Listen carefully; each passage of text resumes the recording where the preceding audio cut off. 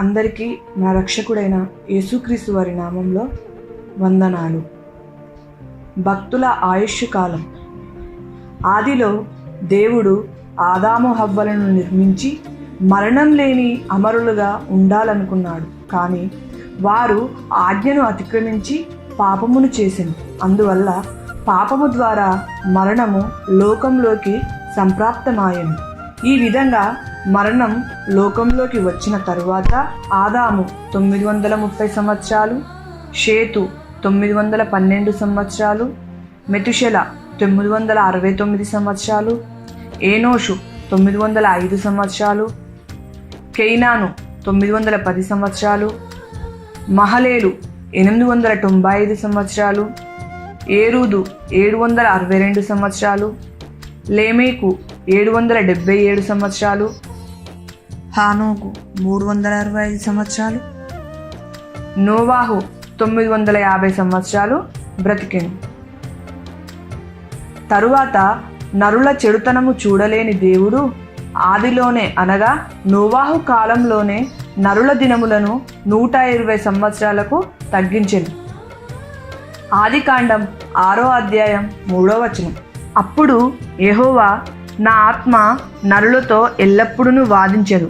వారు తమ అక్రమ విషయములలో నరమాత్రులై ఉన్నారు.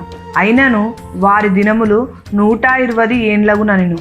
ఈ విధంగా దేవుడు నరుల పాపము చూడలేక వారి యొక్క ఆయుష్ కాలాన్ని 120 సంవత్సరాలకు తగ్గించెను.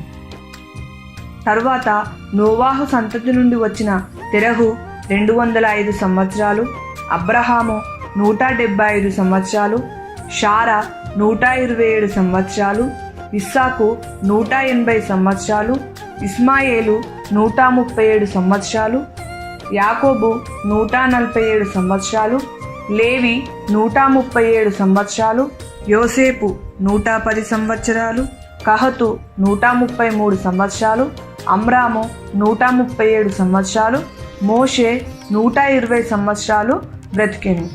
మరియు మోషే గారు కీర్తనలు 90 అధ్యాయంలో చేసిన ప్రార్థనలో మా ఆయుష్ కాలం 70 సంవత్సరాలు, అధిక బలమున్న ఎడల 80 సంవత్సరాలు అని ప్రార్థన చేశాడు.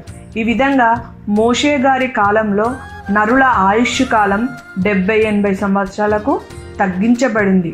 ఆ తరువాత యెహోషువ 110 సంవత్సరాలు, ఏలీ 98 సంవత్సరాలు, యోబు గారు 140 సంవత్సరాలు బ్రతకడం జరిగింది.